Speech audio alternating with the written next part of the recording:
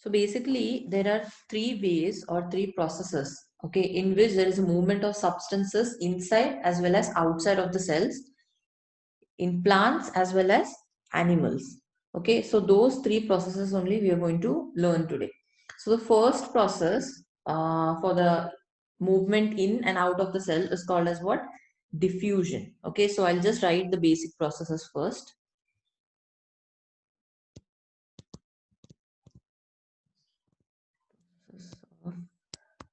Movement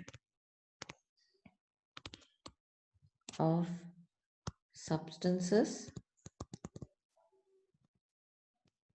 in and out of the cell.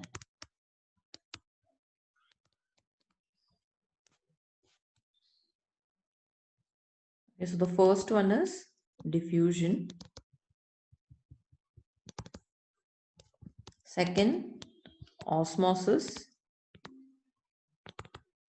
And third is active transport.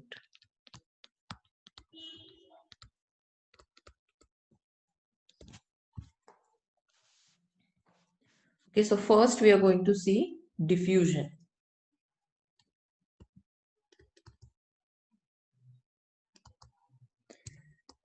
Now, what is diffusion? Okay, now obviously this will be the movement of molecules from where? From high region to a low concentrated region. So hence we can write the definition of diffusion as what? Movement of molecules from region of high concentration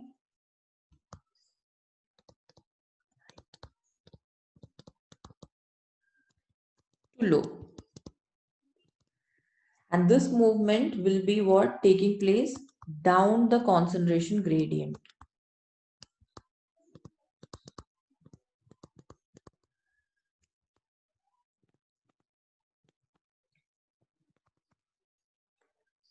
Okay, so when there is a diffusion taking place, there occurs a movement which is called as random movement. Random movement of molecules. And this is only called as what? Brownian motion.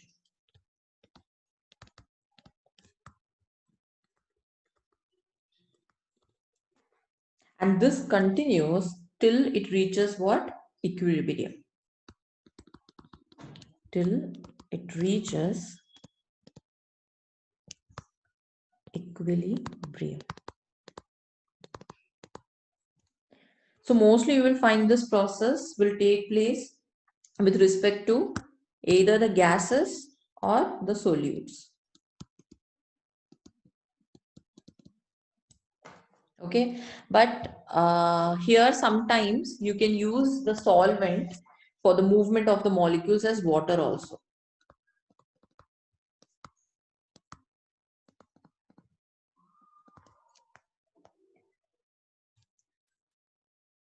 Okay, so because I said that whatever the movement of the molecules is random movement, means it is nothing but what? The Brownian motion. So if you will see the diffusion, okay, here there will be a partially permeable membrane. Okay, because if I consider cell membrane, suppose. Now, whatever cell membrane is there, it is obviously a partially permeable membrane.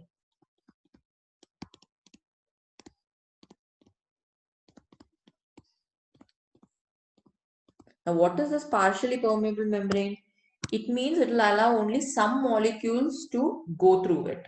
Okay, only some molecules passes through it.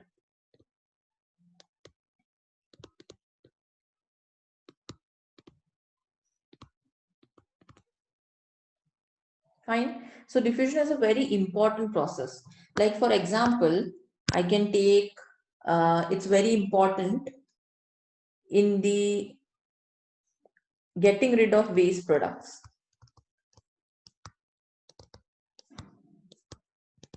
Waste products. Or else you can take, because gases also has this diffusion, so obviously it will help in the process of what? Respiration. So in respiration, basically what happens is exchange of gases.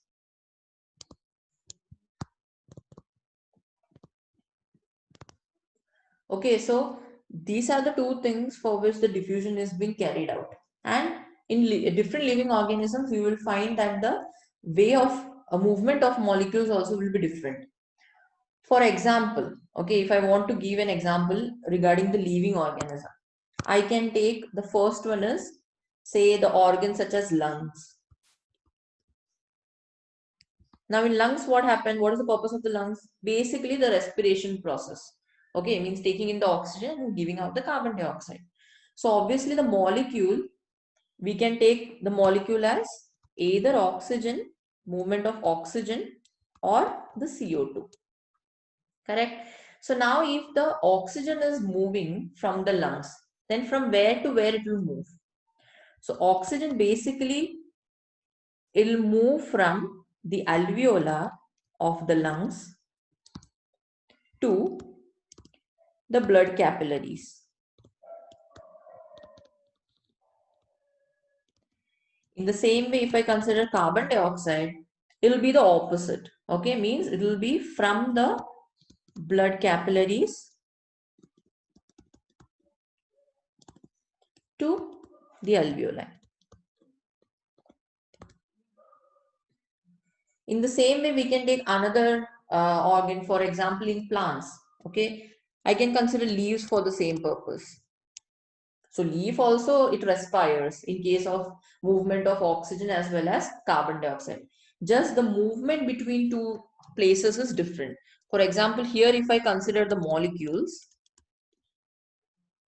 like maybe the O2 or the CO2, the oxygen in the leaves, they will move from the mesophyll cells,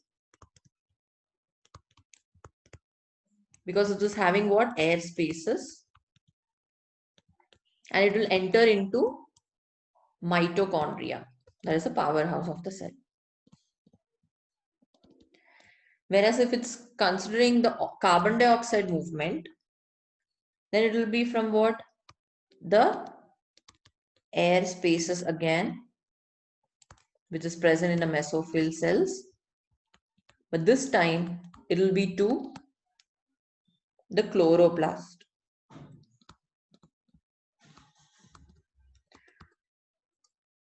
Which is present where? Basically in the mesophyll cells. So these are what few examples, okay, where we can say that the diffusion process is there that will take place. So in diffusion, overall, the important point is what? The movement of that particular molecules, that will be from a region of high concentration to a low concentration with regards to what? The Brownian motion. Okay, and Brownian motion is nothing but the random movement of the molecules. It's called as the Brownian motion. Now, there are certain factors which may influence this diffusion process. So, let's see what are those factors. Factors influencing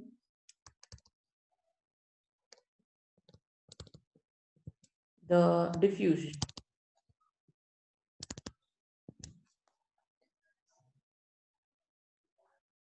Okay, so the first one you can say is surface area to volume ratio. This means what? Now, for example, consider a cell or a cell structure. Okay, and if it's bigger thing, like for example, if it's a bigger cell structure,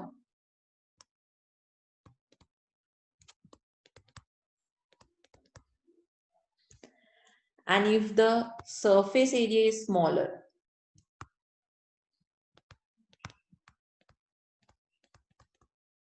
to the volume ratio, then what is going to happen to the rate of movement is it will slow down. Slowing down the rate of, or you can say rate at which the substances can move across surface. But if there is an increased surface area, then the opposite will happen. Okay, so this is the first factor, that is surface area to volume ratio. Next one is distance.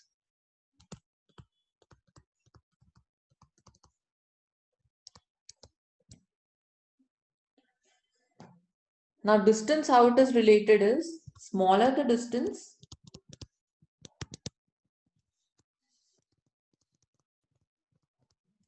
the molecules will move faster.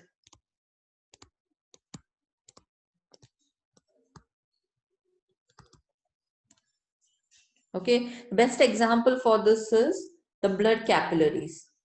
Okay, if I consider the human beings in which they have the blood capillaries and say the alveoli, okay, these two, they have only one cell thick. They're only what? One cell thick. Why they are one cell thick is so that whatever the movement of the molecules is there, that will occur faster. The diffusion process should occur faster. That is why in the blood capillaries and in the alveoli, okay, those will be having the walls which will be just one cell thick. Okay. Next factor is temperature.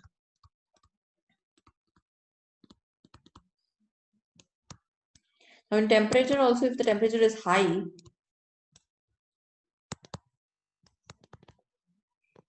then the molecules will also move faster.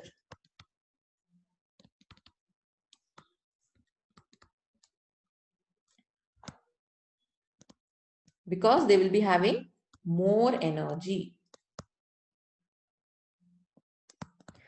So when they move at the faster rate, there happens what? Collisions.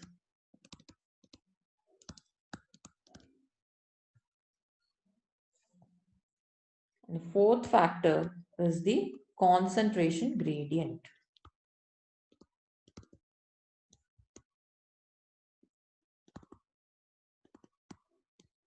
Now we suppose there is a difference in the concentration gradient is higher or lower, anything.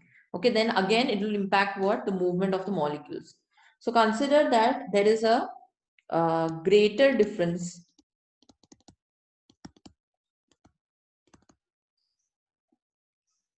in the concentration.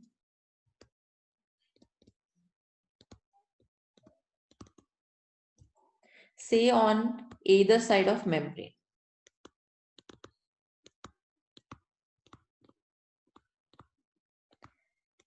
Then at this condition, what will happen is there will be a faster movement.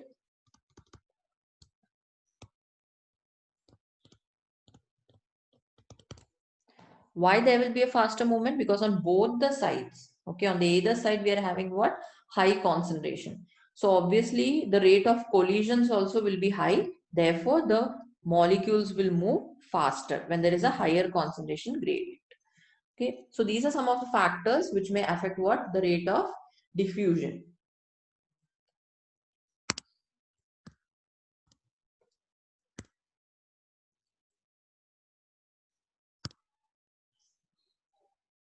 Second process, that is osmosis.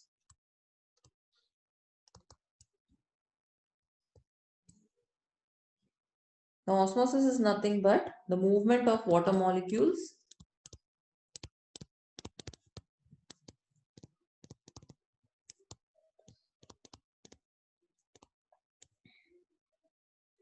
from a region of higher concentration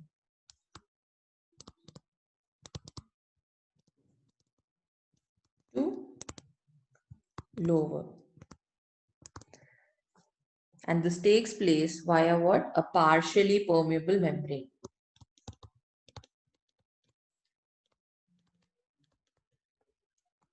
Permeable membrane.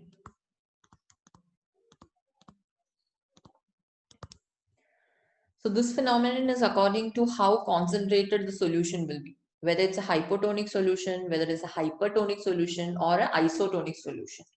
Okay, so there are three criteria for explaining this particular osmosis. So first, we'll take it as, consider that the concentration of the solute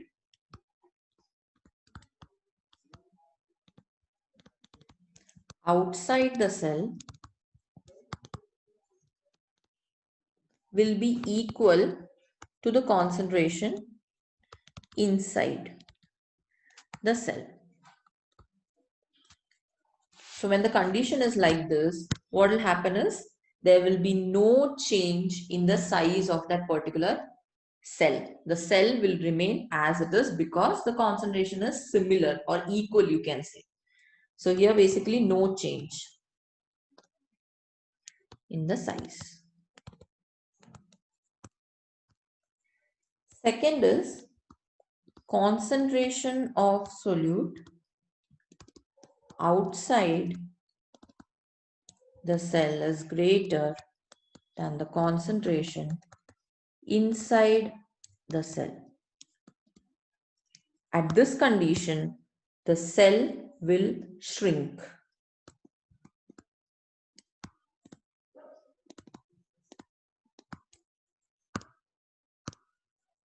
And the third one is, if the concentration of solute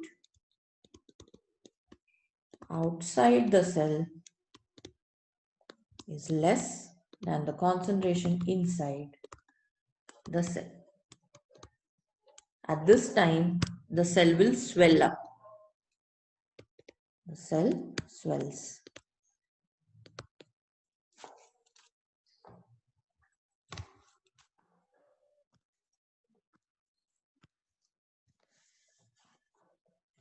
Okay, and whatever this diluted solution or concentrated solution is there, their movement will take place in osmosis only by using what? A partially permeable membrane. Okay, so whatever the water movement will be there, that will be down its concentration gradient.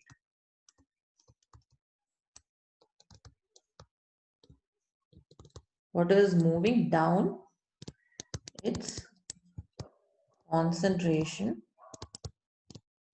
gradient.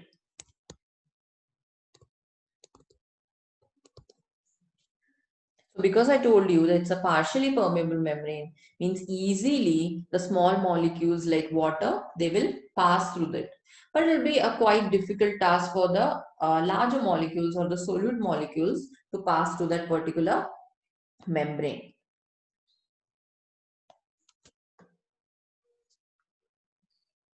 So again, the osmosis is a very important process. Basically, if you consider the tissues, okay, so what are the certain importance of this process in tissues?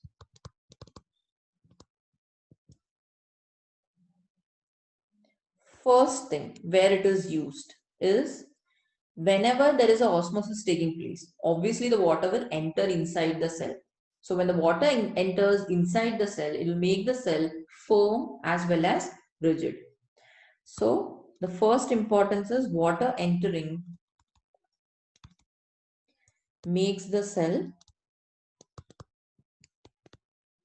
rigid and firm.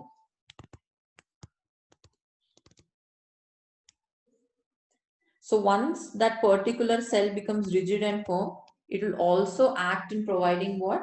Support as well as strength to that particular plant.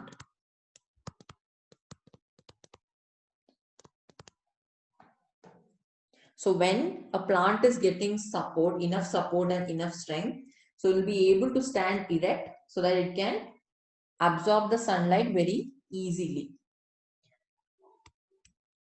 Next one is what? Now during the osmosis, there is some certain kind of pressure which is created. Okay, so whatever pressure is there, which is created by cell wall, what it will do is it will stop the extra amount of water from entering into the cell. Means it will prevent the bursting of the cell.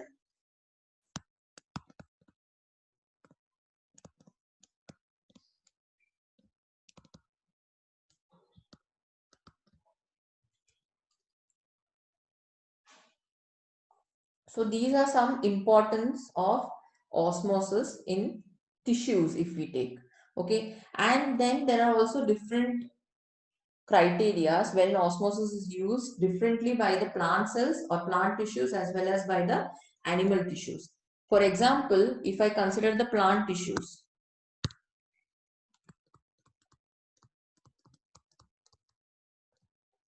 we already know that in the plant tissues, the major importance for the osmosis is what? Turgidity. So obviously when a cell is full of water, it will become turgid. When it loses the water, it will become flaccid. And whether it's a turgidity or flaccidity, it will be having what? Some kind of pressure. So if it's a turgid cell, we say that it will be having what? High turgor pressure.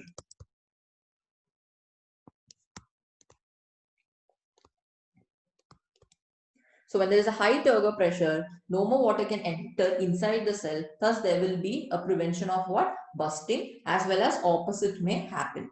So this is in case of what? Plant tissues. But if you consider the animal tissues, they are also capable of losing or gaining of water.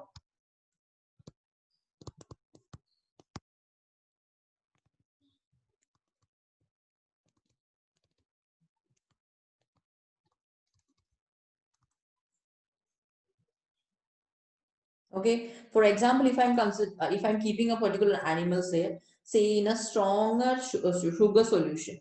Okay. If I have a strong sugar solution,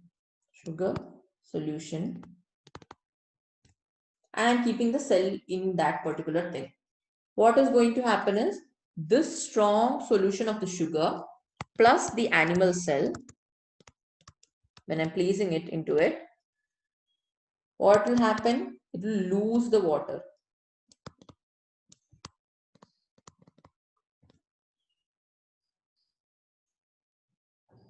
Okay, but the same animal cell, if I'm keeping, say, in the distilled water, suppose, distilled water,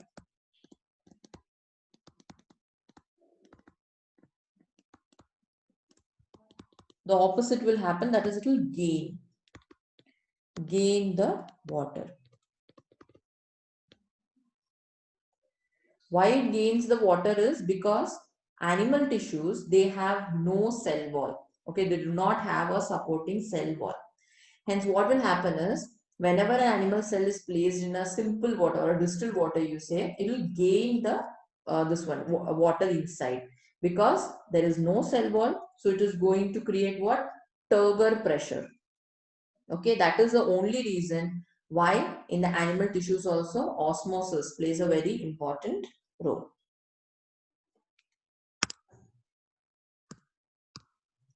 Next one is the third process, which is active transport.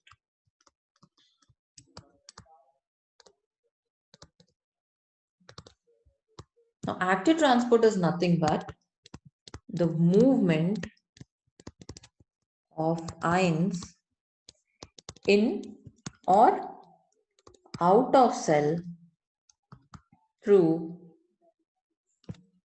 a cell membrane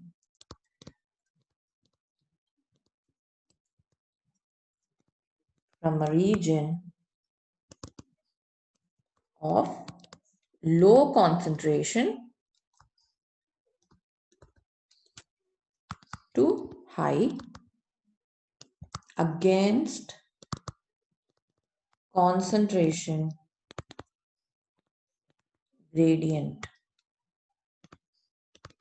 Okay, so the active transport is the opposite of diffusion and osmosis, because in diffusion and osmosis, it is the movement of molecules from a higher concentration region to a lower one. But here it will be the opposite, that is from the low concentration to the high concentration, that also against the concentration gradient. So obviously, if it is against the concentration gradient, then it will be requiring or using what? Energy.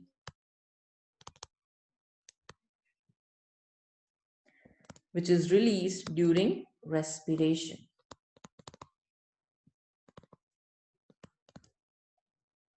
And active transport is a very important process because if I consider an organism and if that organism needs to optimize the amount of nutrients which it's taking, okay, means for example, iron uptake, you can say, whether it's by the root hairs of the plants or be the animals, okay. So anything it may be, in order to optimize the amount of nutrients that we're going to take inside, for that thing, this active transport process is very important.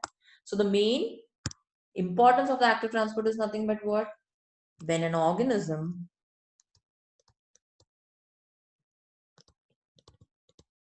wants to optimize the amount of nutrients